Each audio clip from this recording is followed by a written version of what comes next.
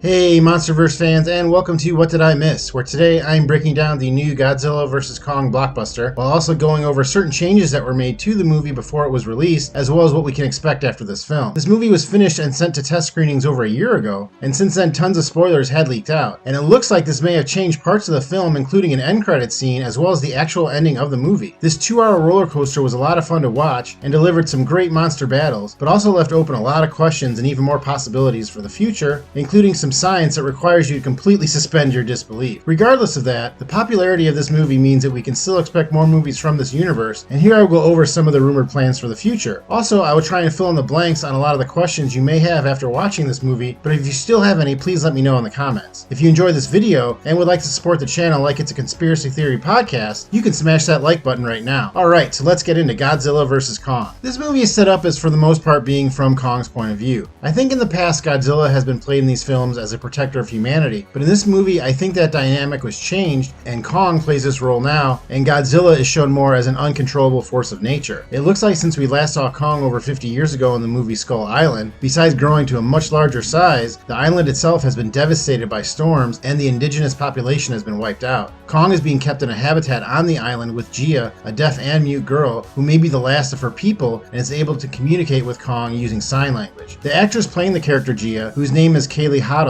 is actually deaf and mute and was cast by the director Adam Wingard. Kong is being kept here because Monarch and Dr. Eileen Andrews, the adopted mother of Gia and played by Rebecca Hall, believe that Godzilla will attack Kong if he leaves the island. This is never explained in the movie, but after the last movie in the Monsterverse, Godzilla King of the Monsters, all the surviving monsters in that movie were said to be traveling to Skull Island. But in this movie, we do not see any trace of them, and if they went down to the Hollow Earth, that entrance would have been used in this movie. I do think that they went to the Hollow Earth, but this was one of a few plot threads left open by the last movie that were not mentioned in this one. The trailers have made it seem like Godzilla is just attacking without reason, but most people have already figured out or have heard from leaks that Godzilla was just attacking Apex facilities looking for something. We meet Walter Simmons, and he is kind of a rich Tyler Hayward character in that he is trying to protect humanity, but he is willing to do it at any cost, and that is why he ultimately loses. His company Apex is shown to have made huge advancements in robotics, but their main goal is shown to be building a Titan they can control so that the human race can once again be the apex species on the planet. It's interesting because this reminded me a lot of Pacific Rim, and in fact Legendary Pictures own both properties, so they may have been borrowing from them for this design. One of the things that I think was really not clear was how the company uses the skull and what it is. The skull we see in the movie that is being used as a control hub is actually one of the skulls of King Ghidorah, and if you stuck around for the post-credit scene of King of the Monsters, you know that there was an intact head found that Godzilla had bit off earlier in the film. Ghidorah's heads are able to psychically connect to one another, and that is what Apex is using to control Mechagodzilla. They are sending signals from the pilot in the skull to the brain in the monster, like the heads would when they were alive. Many of the characteristics of Mechagodzilla, though, may actually be an Easter egg, as in the 2002 Toho Godzilla vs. Mechagodzilla film, that machine monster also continually had power issues, and it breaks free from its pilot's control as well. I think another thing that was not well explained is why Mechagodzilla went crazy. It seems that the main goal of Apex and Simmons was to find an energy signature in the Hollow Earth that could be reproduced just by taking a screenshot of it. Again, this is some of that science that requires you to suspend your disbelief. But if you remember, earlier I think it was Eileen Andrews that said they had no idea what the energy could do, and that the energy could possibly create life, and I believe that once they use it to power Mechagodzilla, this is what makes it become alive. Kind of a silly premise, but I think that the entire Simmons subplot was just there to set this up, as both characters were pretty forgettable. But I thought the design of Mechagodzilla was actually pretty cool, and I loved the fight scenes with it. Honestly, all the fight scenes were top notch, as they were all in the daylight and for the most part not obscured. That was my one biggest gripe with the past two Godzilla films, is that all the fight scenes seemed to be at night or when it was raining, or we get only the point of view of one of the characters. But this movie did not hold back at all, and may have actually exceeded my expectations when it comes to the battles. My favorite scene was probably when Godzilla and Kong were fighting underwater, and there's this really gorgeous international poster for the movie that depicts this scene, and now I really want to get it. And even if Godzilla did not have much of a personality, I thought that Kong had such a strong one that it made their fights that much more interesting. For instance, it looks like Kong took up parkour since we last saw him, and I was surprised that this fad made it all the way to Skull Island. As far as the human aspect of the movie, I really enjoyed Gia in pretty much every scene she was involved in. For being one of the most inexperienced actors in the movie, I thought she probably did the best acting of anyone else. But besides both Simmons characters, I was really disappointed and almost annoyed by Millie Bobby Brown, Julian Dennison, and Brian Tyree Henry. I remember reading things leading up to this movie that this trio was supposed to be the stars of the film, and they were hilarious, and I just thought they were completely useless in the story, and each time they appeared I thought they stopped the movie cold. I think there was a definite definite goal of cashing in on the popularity of Brown and her role on Stranger Things. There's even a scene in the beginning where the movie plays some 80s style techno music for her character, and that music or style doesn't play again anywhere, and it feels completely out of place. Also, Kyle Chandler as her father is basically back for no reason, and really the movie could have had him and Brown go through that entire story arc. It is almost like this grouping was put in the movie just to get younger viewers, and it is a shame if that was the case. Brian Tyree Henry is about to star in the MCU movie The Eternals, and in the past, actors who are about to take on big roles in the MCU seem to show up in these MonsterVerse films, so I feel like this was MCU boot camp for him. The biggest concept that this movie really explores is the Hollow Earth, which was briefly touched on in the last Godzilla movie as a means for Godzilla to travel around the world so quickly. We see in this movie that Apex has been able to map these passages using a satellite and even have built an entrance in Antarctica. There is a free sustainable energy source that has created a separate ecosystem, and I think that the sequel to this movie will be mostly about this place. It is explained that the area is as vast as an ocean, so even though we saw a lot of it in the movie, there's a lot out there that we did not see. One thing that is interesting about their trip to the Hollow Earth is that part of it was actually cut to be an end credit scene. If you watched it again, you'll notice that when they first hit the cavern, they drop immediately and then enter a sort of trippy warp speed before they land back in the Hollow Earth. Well, apparently that trippy part was supposed to be an end credit scene that would see the company traveling through space. It is believed that while the next Kong movie will involve the Hollow Earth, that the next Godzilla movie will involve kaiju from space, like the monster Gigan, and this scene was set to be a lead into that. The space connection is also alluded to when a facility in Roswell, New Mexico was mentioned twice in this movie in passing. First, it is mentioned when the group find the Skullcrawler eggs, and then again at the end of the movie. There are obviously more monsters being bred by Apex besides Skullcrawlers too, since they were referenced as Subject 10. So the fact that humans are now biologically and mechanically engineering Titans will no doubt be another plot point in the future. But back to the Hollow Earth. This is also where Kong goes to find his axe and the birthplace of his race and all Titans. I hope that in future movies they describe how this place was built, because it is revealed in this movie that Kong is pretty smart, so his ancestors probably were too, and I guess they could have built all of this. But it would be interesting if a group of people that live in the Hollow Earth are also introduced, similar to those that lived on Skull Island. The axe is made from the bone of another Titan and the fin of a Godzilla creature, which is why he is able to harness the atomic power of Godzilla like his fins do when he fires up his atomic breath. I really thought this was smart in the movie, and I loved watching him use it in the film. In order for Kong to even hang in these fights, he would need something to compete besides his smarts, and the axe looked great and worked just as well. Now on to who ultimately won and what is next after the ending. There's no doubt that Godzilla won the first fight on the water, but to be fair, besides being on the water, Kong was also restrained for part of it and was being filled up with tranquilizers. But without the military helping Kong, he no doubt would have drowned. So Godzilla wins that one, but Kong won the second fight, and they even say as much in the movie. But for some reason, he lets Godzilla back up, and Godzilla whips his butt again, but almost loses it to Mechagodzilla before Kong steps in and destroys him. As I said, the original ending that was screened was changed, and it has been reported that in that ending, Godzilla did not get back up after his fight with Mechagodzilla. Watching the ending, you can kind of tell that Godzilla is just thrown in, as all he does is get back up, look at Kong, and then go back into the ocean. In the original ending, Godzilla did die, but the end credits would show that there was an egg of Godzilla that would just hatch. An egg was shown at the end of King of the Monsters, and even though it was found in Mothra's location, Godzilla and Mothra are seen to be a couple somewhat, so it would make sense that Mothra would protect an egg of Godzilla. I'm not sure why this was changed, as Jessica Henwick, who is an actress that was in Iron Fist and will be in the next Matrix movie, filmed scenes for this storyline, but they were scrapped in the end. It is possible that the producers may not want to wait for another Godzilla to grow up, as they just made it a point to show how different in size Kong was after 50 years. But still, I think that soon we will get an announcement for the next movie in the Kong franchise, which will center on the Hollow Earth, forgive the pun. As far as Godzilla goes, it may be a few years until we see him on screen again, but I do think that it will eventually lead to an alien plotline that was started in King of the Monsters, with the revelation that Ghidorah was in fact from another planet, and we'll see Godzilla fighting Titans from space. Well, that was everything I want to talk about, but you let me know, what did I miss? Let me know in the comments what you thought of the movie and where you would like to see these monsters go. I also want to add that I'm running a contest until April 30th, 2021, and 2 supporters of the channel are going to get these limited edition Captain Kirk Funko Pops. On May 1st, I will pick one random commenter that is a subscriber and one person who has joined the new WDIM Discord server. So all you have to do to be entered is to be a subscriber to this channel and comment on a video from now until April 30th, 2021. And you can join the Discord server and be entered there as well. This gives everyone a lot of chances to win, and if we get 50 people to join the Discord server, I will add another Funko Pop to that prize. Thank you for clicking on this video. Please hit that like button if you enjoyed it, and I will see you next time on What Did I Miss?